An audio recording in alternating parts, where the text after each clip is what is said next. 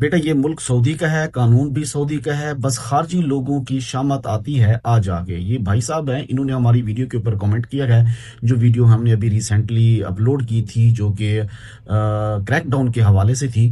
تو یہ بھائی صاحب کہتے ہیں کہ جی یہاں پر جو قانون ہے نا وہ صرف سعودی لوگوں کے لیے ہے، انہی کے حق میں چلتا ہے، جو ان کا اصل مقصد ہے کہنے کا۔ دیکھیں میری بات سنیں، ہمارا پاکستان ہے نا، وہاں پر بنگالی لوگ رہتے ہیں اور افغانی لوگ رہتے ہیں، تو ہم کیا کہتے ہیں کہ ان کو نکالو، یہ ہمارا ماحول خراب کر رہی ہیں، یہ انلیگل رہ رہے ہیں، یہ بغیر ویزے کے رہ رہی ہیں، یہ یہاں پر ان کے پاس کوئی پرمٹ نہیں ہے رہنے کا، کہتے ہیں نا۔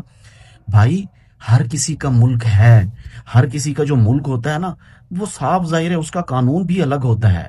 اور دوسری بات یہ ہے، آپ پوری دنیا کے جو ولاگرز ہیں یا جو ٹریولز ہیں نا، ان سے ذرا پوچھیں تو صحیح وہ کیا کہتے ہیں۔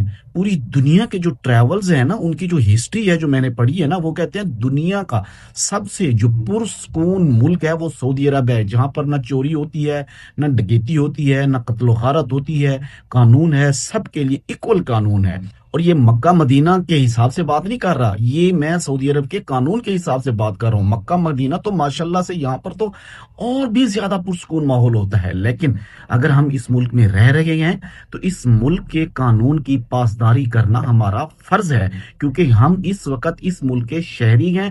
اور یہاں پر ہم ٹھیک ہے ویزا کے اوپر آ گئے ہیں، وہ آپ کے کچھ معاملات ہوں گے، ویزا کے معاملات ہوں یا جو بھی ہوں، لیکن اگر آپ لیگل طریقے سے سعودی عرب میں رہ رہے ہیں تو آپ سے بڑا خوش نصیب کوئی نہیں ہے۔ صرف اس کے لیے قانون غلط بن جاتا ہے جو خود انلیگل ہوتا ہے اور قانون کو برا بھلا کہتا ہے۔ اللہ تعالیٰ آپ کو بھی اور تمام پردیسی بھائیوں کو بھی اپنی حفظ و امان میں رکھے۔ مجھے دیجیے اجازت، اللہ حافظ۔